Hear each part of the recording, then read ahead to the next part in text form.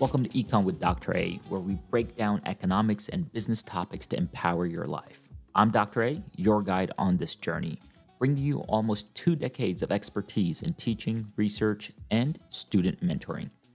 Join me in explaining the insights that matter, helping you make informed decisions for a better personal and financial future. Ready to dive in? Let's get started. Hey everybody, I'm really excited. Today it is December 31st, 2023, and I have a special guest with me. And that guest is the one and only Mrs. A. Mrs. A, how are you doing today? I'm doing good. How are you? Oh, you got to speak up. I'm doing good. How are you? I'm doing fantastic. So we have one goal and one goal only today, and we need to talk about the power of goal setting.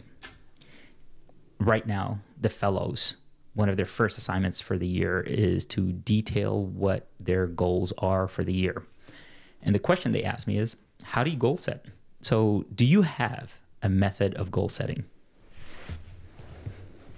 Well, first, let me ask, did you give them the method yet? Nope. Oh. Yeah. So when they hear this, it'll be the first time? Yep.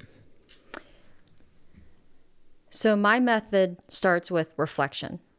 Okay.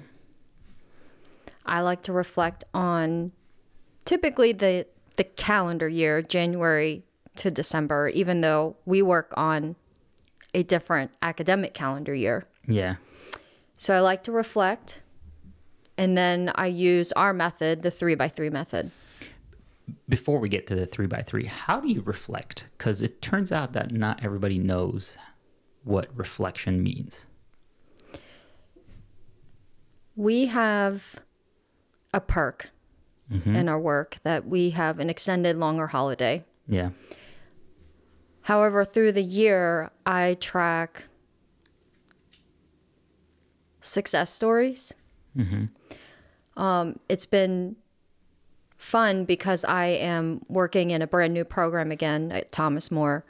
So I do weekly tracks of what I'm accomplishing, and then I also track weekly the things that maybe I haven't hit yet or some things I'm trying to move forward with. And then at the end of the year, because I also need to turn in annual reports, I get to look back on those weekly reports. Yeah. And I reflect on what I've accomplished and the things that didn't quite turn out the way I wanted them to. Okay.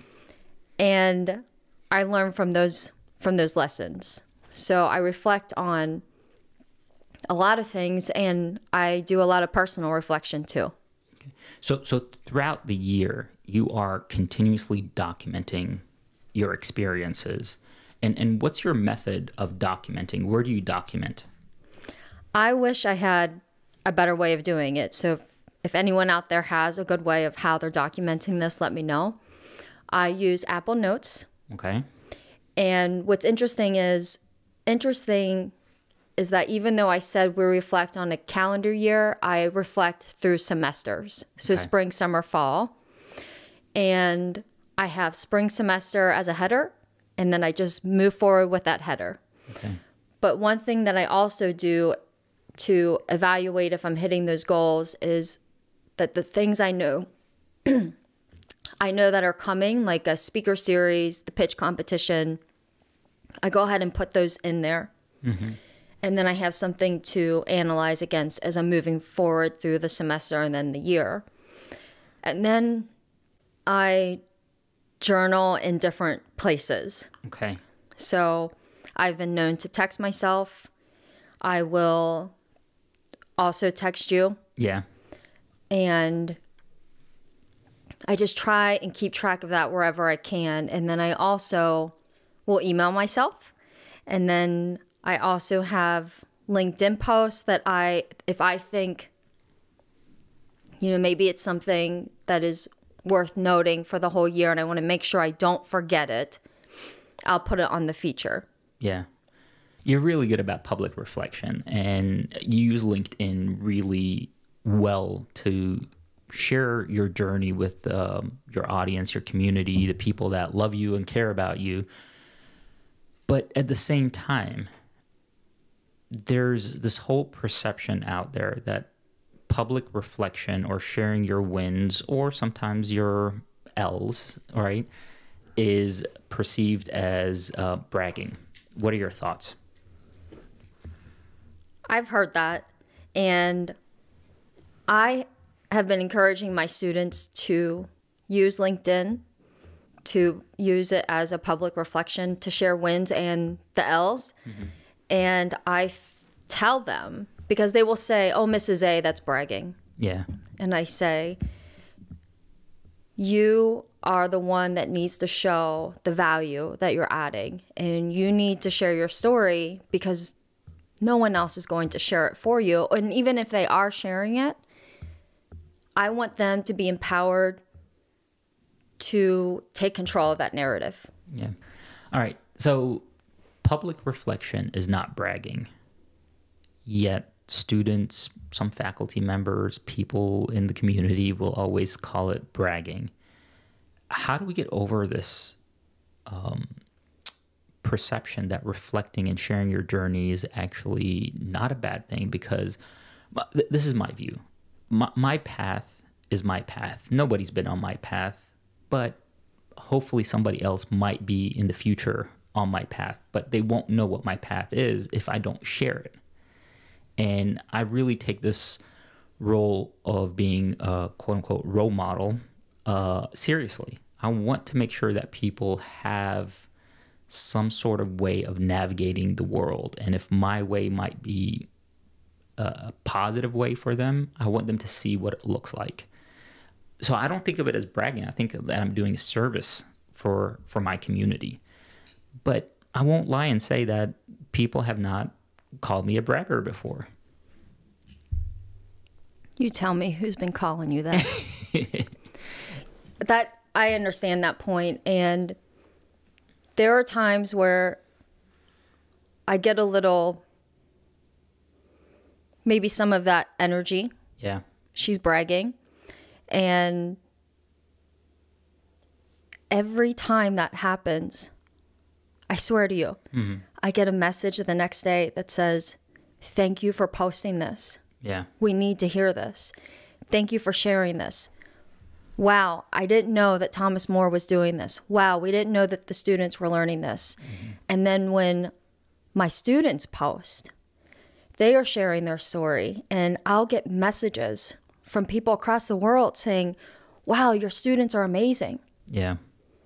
So I think that there's always going to be a level of someone, what's that, throwing shade? Yeah. On what you're doing. And when that happens to me, I don't know what it is. It's a gift from the universe, but I always get a message the next day saying either we need this kind of content out there. I love your energy. Some people still message me and say, thanks for the Genergy. Or it's always keep it up. We love what you're doing. Or on the flip side of that, I get messages saying, how can we get involved? Yeah. So you're growing the community as you reflect. And I think there's a power of letting people join you on your journey and you also joining them on their journey. This is not a one-way street. And it's just increasing information about what's happening in your surrounding. Yeah, and especially in what I teach in entrepreneurship, I always say that entrepreneurship is glorified, sexified. We always hear only the good things. And I think if we hear more of the journey and the work and the sweat that is put into creating something, whether it's a business or a movement or a community, we want to be along for that ride. And if we hear more of these stories, we can fully understand what really goes into it and feel like we're part of something. I feel like now more than ever, people want to feel like they're part of something. Yeah, yeah. And it teaches you an important thing when you start reflecting and sharing your wins or losses publicly, is it teaches you how to advocate for yourself, to tell your story. And that's something that I try to tell my students is if you can't advocate for yourself, then no one's going to advocate for you. So build that muscle of how to communicate the value and the experiences that you had, whether they're wins or failures, if you may, to help them share what they bring to the table, because there's lessons to be learned through negative experiences as well. So you spend some time reflecting and documenting the wins and the losses. Then you start thinking about the next year. So you mentioned the 3x3 method. Tell me a little bit about the 3x3 method. The 3x3 method that we've sort of built together is just a bucket of 3 items that you want to work on for the next year. Mm-hmm. And this is why reflection is important, because it allows me to see or to evaluate, do I want to change those buckets or do I want to keep them? And the buckets right now that I'm thinking about are my personal bucket, my career bucket, and typically it's the finance bucket. Mm-hmm. And I'm thinking about moving that one to my doctorate bucket. Oh, I like that. So you're switching your areas of foci, I guess. Yes, and I feel comfortable switching that third bucket because I have an in-house economist, and I feel like that I can let go of that bucket. Okay. All right. So your 3 areas: personal, career, and doctor. Yes, and I haven't started on what those bullet points are under those buckets yet. I have some in my head, still navigating through, but like I said, I just decided to switch a bucket, and that's a big thing for me, but this is a big thing for me. Yeah. So if you're listening in and you're trying to visualize what the 3x3 method is, you pick 3 areas that you want to focus on for the next year. And then under those 3 areas, you would create 3 SMART goals. Mm-hmm. And the reason that we really are adamant about 3 areas is because you need to create balance in your life. And if you're only picking one area that you want to focus, or one New Year's resolution, you're neglecting the complexity of your own personal life and the different aspects that you might want to invest in, right? So, we hear a lot about New Year's resolutions being, I want to get healthy. Well, that's just one aspect of your life. There's other areas that you need to invest in. And if you have those blinders, then you will not be, from an economist or finance perspective, diversified in your approach or investment for the next year. So usually for me, it's personal, career, and financial. And you just alluded to financial being deferred to me. And I'm gonna surprise you here. I feel like the finance part of our life we've invested in automating and creating systems that we just need to just continue with what we have developed. We've over the past year simplified our financial footprint drastically, and it's made us easier for us to automate everything, and I love that.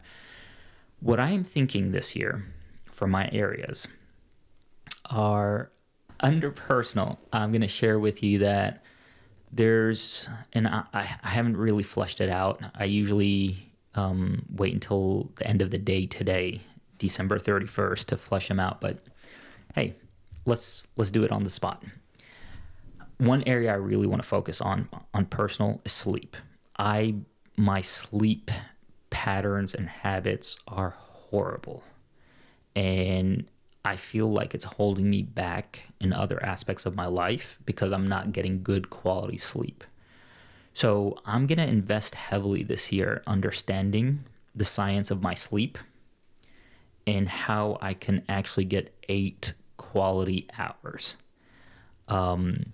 If you don't know, I do a great job of going to bed on time, but I don't stay asleep. I'll randomly wake up at 1 or 2 a.m. and lounge around for an hour to 2, and then by 4 o'clock, my alarm goes off because it's important for me to go to the gym, and I feel like that sleep deficit has continued to increase over the year, and I want to make sure that I am investing in that. So sleep under personal is really important. Personal as well, I'm going to put this hobby, this podcast, the YouTube channel, the content creation. I want to make sure that I'm carving out time to actually do what I love. And the reason being is with the new job and the new life that I have developed, everything, this content creation has been something I want to do, but I haven't really set good boundaries around when to actually allocate time to do it. So it's not a SMART goal. That's one issue. I don't have a SMART goal there, but it's an area that I want to invest in. So that's two. The third part, and this goes with the sleep hygiene, if you may, is workouts.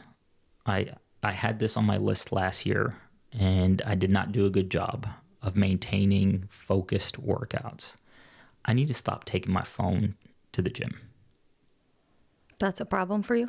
It is a problem because in between sets or reps, I will pick up the phone to check emails or social media. And then 20 minutes later, I got into this tunnel where I'm distracted. And so the phone is got to stay away from the gym. Do you want to share what you do for your workout? So running is really important, and it's not like a long run. I just need to loosen up and warm up through a jog. I try to do 20-minute jog to get started. And then this year, I'm going to go back to strength training. So I need to get some kettlebells. And yeah, that's pretty much it right now. I know I have a goal for personal in the workout bucket is this past year, I let my workouts slide to 30 minutes. Yeah. Rather than, I perform at optimal level around 45. Yeah. 45-minute workout, 7 days a week. Yeah. You know me, but if you don't know me, I love TRX. Yeah. Big TRX person. And now that I'm getting older, I recognize that I need more cardio in my workouts. And we keep saying SMART goals. Mm-hmm. And I'm a believer in SMART goals. I haven't used the method for a while. Yeah. I think because it's just so automatic. But when I do my 3x3, I don't create my 3x3 in the SMART method. Mm-hmm. I will create my goal as if I am already doing it. So when I write it down, it will say, I am working out Monday through Friday, 45 minutes in the morning. I like to be down there at 5:30. Okay. And then Saturday and Sunday, I want to stick to the 45 minutes. And I give myself a little bit of grace because on Saturday mornings, I have class. Yeah. And Friday nights, I like to be a little wild and go to bed around 8:30 or 9 instead of 8. And I want to give myself some of that personal fun time on Friday nights. And I know there's a trade-off. Yeah. So if I give myself that time on Friday, I'd like to at least give myself 30 minutes grace. Yeah. Workout on Saturday. Balance. The balance, or as my brother says, harmony. Yeah, I like that. Harmony. All right. So personal, you've got some goals there. The career bucket is the other bucket that I really want to fill with 3 goals. I haven't flushed those out. I feel like my career is getting to this point where I need a refresher of goals. I feel like I had goals set out since I graduated from my PhD, and I've kind of attained them. And now I'm feeling a bit lost on where do I go next. But the mentorship aspect of my career is starting to become more and more important. So one area, and this is with the fellows, is building out this research lab. And it's not just the fellows, it's also fellows and faculty.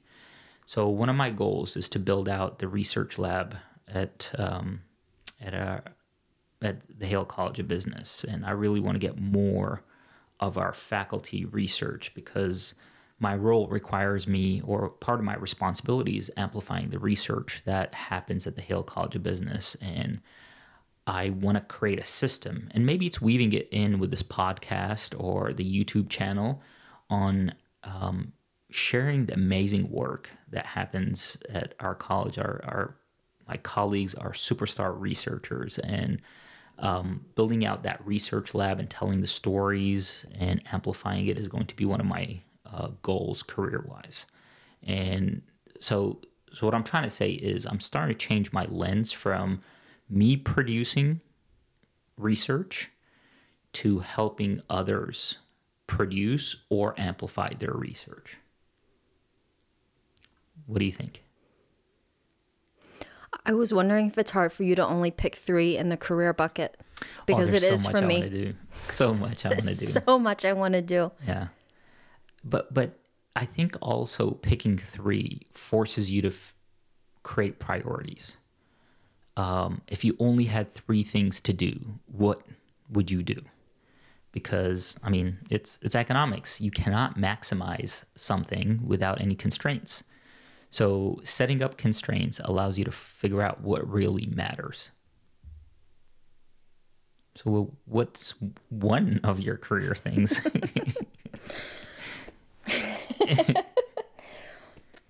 I haven't fully fleshed this out because, as you know, I am new in this position, and this is a brand new program. I'm starting it from the ground up.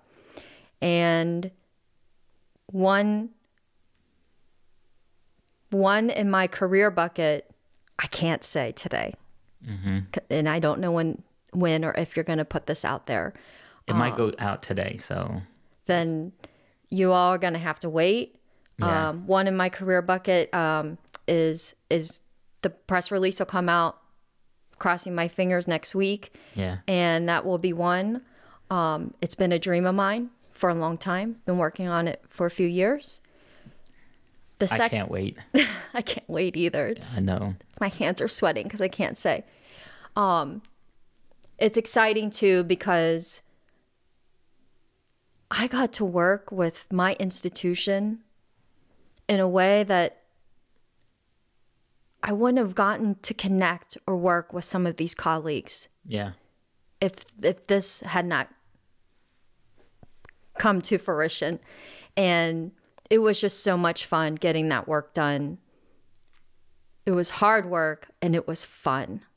And, you know, I built a strong foundation of programming last year. Yeah. The new class, the new minor. That is definitely in my bucket to keep sustaining and growing that. And, you know, we had the pitch competition. So I know I'm above 3 at this point, but I'm going to count that as 1 because it's foundational programming. It sticks around every year. Whatever excuse you want to make. And then, I don't know. I feel like I have so many, and I'm so excited about this work. And you're right. And, you know, a lot of my colleagues tell me, you know, what are the few things, like pick a few things you want to do. And I believe it because when I would teach this to my students or if I'm mentoring, I would say, you can't do everything. Yeah. So pick a couple things. And I feel like we've done that. We've really established ourselves as the innovation destination. I knew the foundational programming was going to be first. It was the first thing that we had to accomplish, and we did it. So the next few years, we're gonna build that capacity. Yeah. And really, one of the 3 major things I want to do is find a really strong partner. When I talk about the ZCEI, the Zembrodt Center for Entrepreneurship and Innovation, it's a startup. Yeah. And when I, recruit students to work for me, I say, you want to work in a startup or startup? We have zero money. Yeah. How are we going to build this? How do we grow something and scale it? And that is on my list this year, is to find a really strong partner who believes in what we're doing and what we're building, but also a partner that can help us grow and someone that we really mesh with, like really connect with, not a sponsor, a one-time sponsor, a one-time naming sponsor, a one-time gift. This is someone that I want to really grow this program with, this center, for years to come. Who wants to be along on that journey with us? So when I am celebrating on LinkedIn, when the students are creating this change and we're changing lives, who is that partner that wants to be part of that? Because it's special. And you know this through the Fellows Program. Yeah. It is not just, oh, sure, let's just find money for a conference or find money for an experience. It is a life-changing experience. So whoever it is that we're working with, I want to make sure that they want to change lives. Yeah. The impact is much greater than what people anticipate. Yes, it's not just a name on a paper. Yeah. It is the impact. And that's really what I'm looking for this year. I want to find that person, organization, whoever it is that wants to be part of this, as we say with our students, a lifelong connection. Yeah. Yeah. There's a lot of transactional relationships, and finding the genuine long-term relationships really can change the trajectory of institutions, of programming. So I wish you the best of luck with finding that partner in that journey. How many career goals did you have there? I think what I need to do is write them down and then prioritize. Okay. So I said I have the personal career, and I didn't flesh out all of the career. I just gave one, which is the research lab and the research amplification. There's another area of my career that I need to invest in. I need to get back to going to conferences. Oh, I miss the conference life. I miss the conference life as well.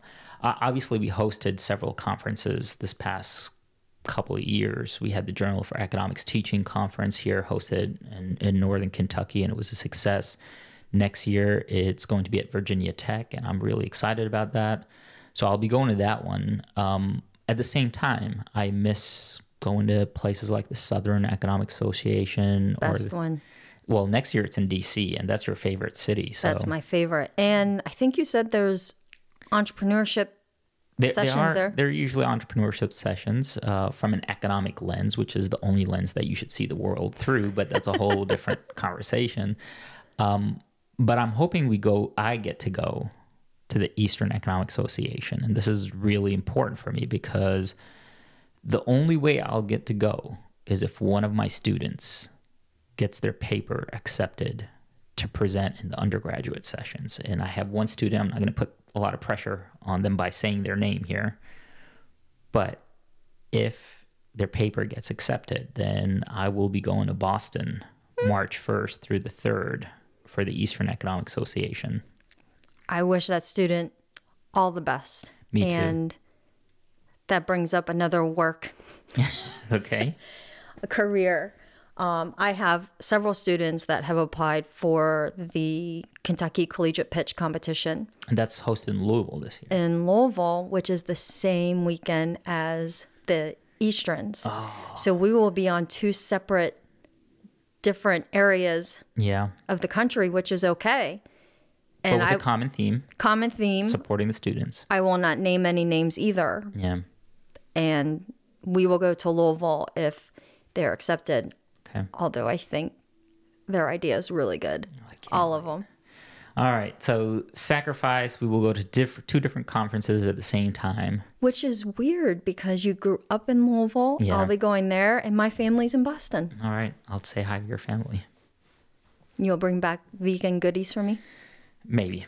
Thank you. You're welcome. All right. So career, personal. Your third bucket is doctoral. I don't know what mine is. I don't have a third bucket. You know, we were talking this morning about vacation. Mm-hmm.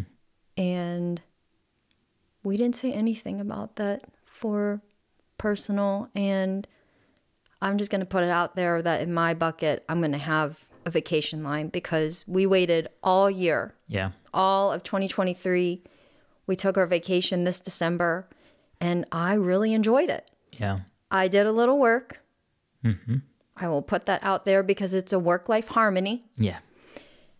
And I really did enjoy that vacation. So I think that in my bucket, I will have a vacation line in there.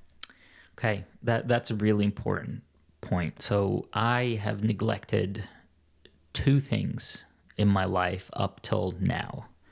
And those two things have been vacations and social capital investment, if you may. Most of my capital investment on a social level has been career driven, right? Conferences, other economists.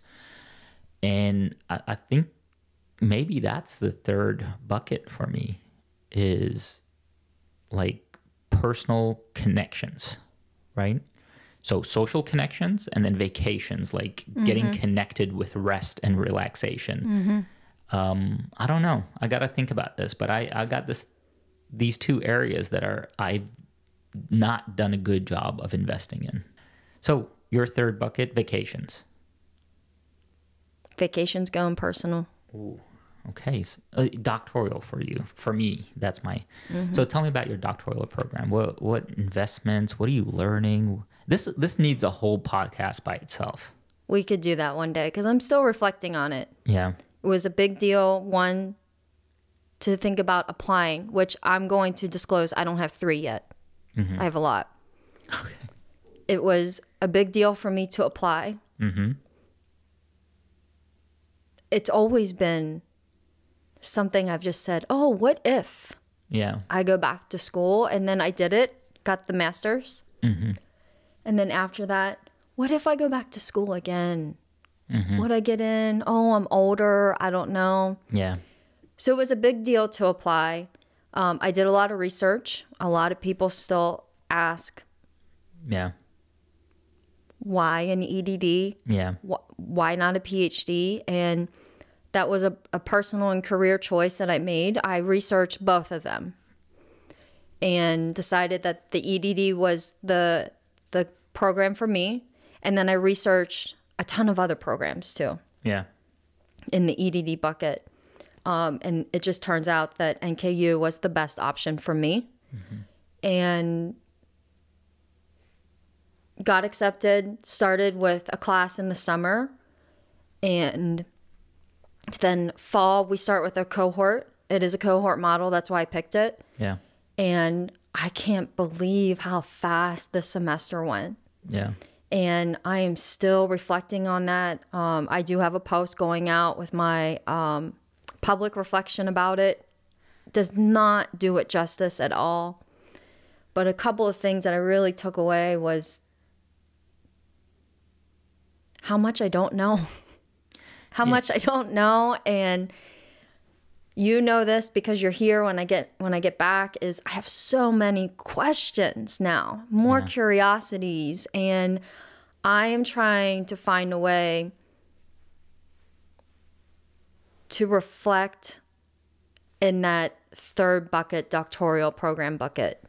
Yeah. Because I haven't quite figured it out and I'm new at it. I am new at being a doc student and I love it. And I survived it. I did it. You did. I worked full time. This is a full-time program, 9 credit hours, and I did it. And I think I'm still in celebration mode. As you should be. Not quite in reflection mode yet. Yeah. Well, I'll have to have you back on this podcast to talk about your doctoral studies. But one thing that you said reminded me of this saying that I heard when I was going through my doctoral program. It's about how you perceive the world as you go through your education. When you graduate with your undergraduate, you believe you know everything there is about the subject matter. You're such an expert, right? I'm an econ undergrad, so I know all about markets, and you're a little bit too self-assured. After you get done with your master's, or once you start your master's and you go through it, you're like, oh, there's some things that I don't know. And then when you start your PhD and you end it, you realize that you know a lot about a very small part of the world, and there's so much more out there to still learn. And so you realize that you don't know enough. And it's weird how the mind works in this situation. Like, you, with a little bit of exposure as an undergraduate, you believe you know it all. As you become more invested into the process, you realize that how much more space there is for you to grow and learn. But I will tell you that there is a bit of an area of concern when you go through this process, and that's imposter syndrome starts to kick in even more, because you realize that people start to look at you as an expert, but you realize there's so much more in the nuances and the differences. And I don't know the advice I want to give you here, but the one thing that I do want to say is, if you ever feel like you don't know enough to share your expertise, that's not true.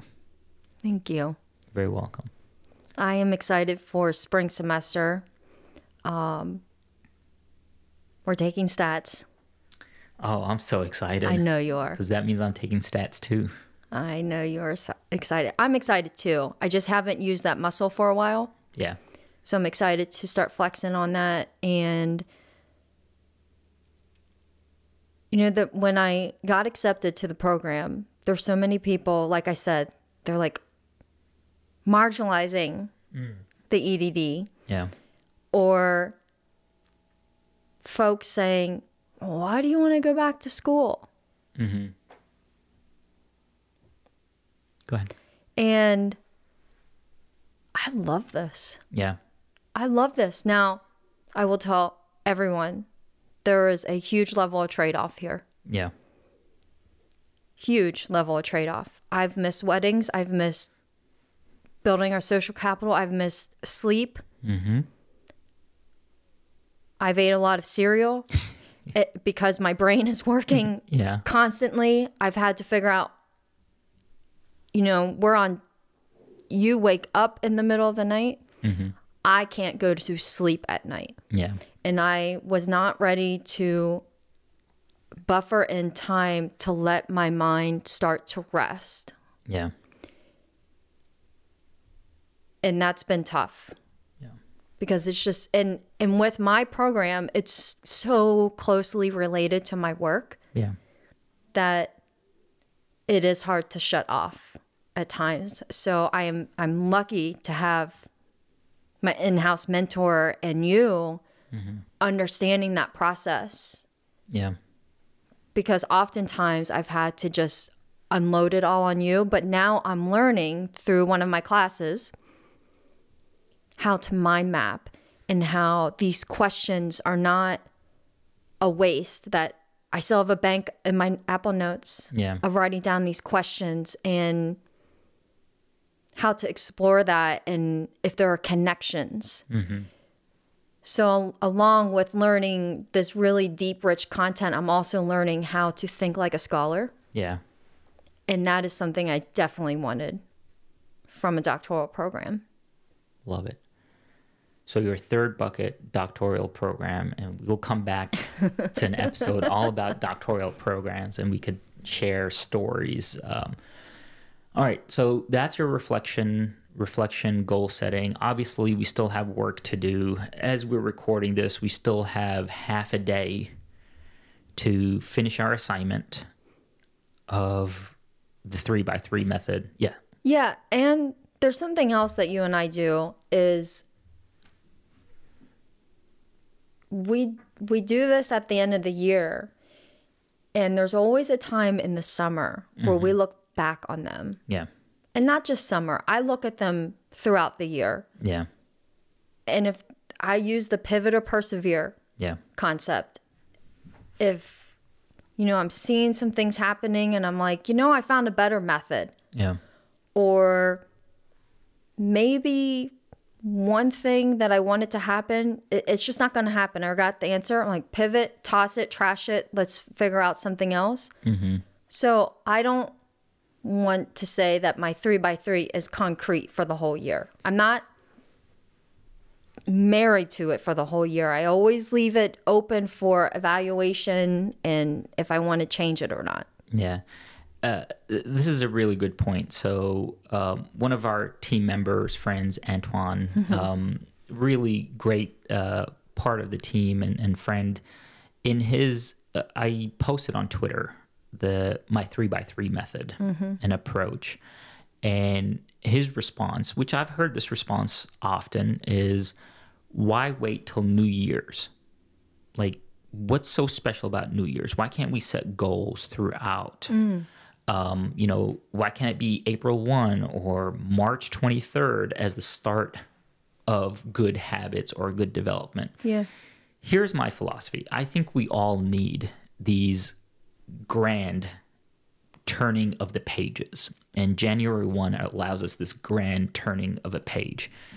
But in academia, our profession, we have several of these grand turning of the pages, right? I mean, 2 weeks ago, we were at the winter commencement, and we turned the page over for some people that have graduated. In a week, we start school again for the spring semester. That's a whole turning of the page. We live a life of 16 weeks at a time. Yeah. And every 16 weeks, it's a grand gesture of turning the page. So I don't think you can't, it has to only be January 1. It could be any day of the year or multiple dates throughout the year.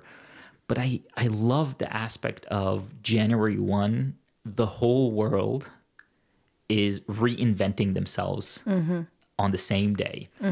Some people won't stick with it. That's fine. But it's a cleansing. I agree. I like that. So that's my view.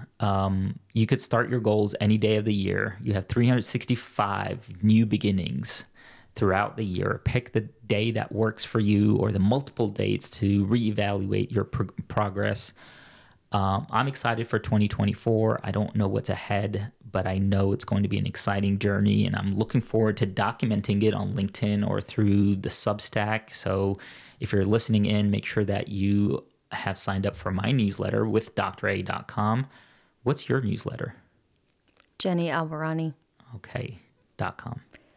.com. And I decided about a month ago, I was writing every week, and I decided with being a full-time student now and a full-time director to give myself some grace and not write every week. Yeah. And I've noticed that I've enjoyed writing more on Substack when it's not every week.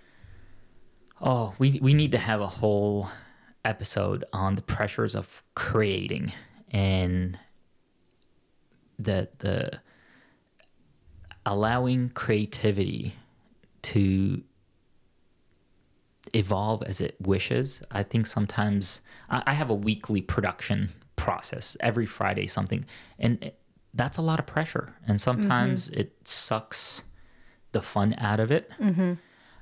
It's pressure that I've self created, so I totally understand.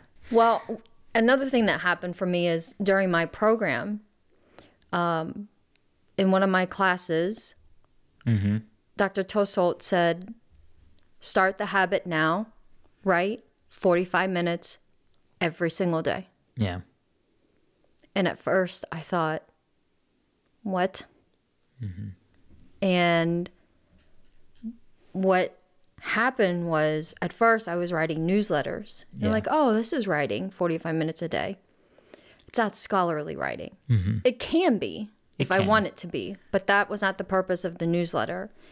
So what happened was my scholarly writing crowded out my newsletter writing.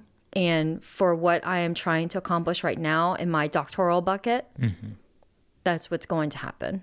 I love it.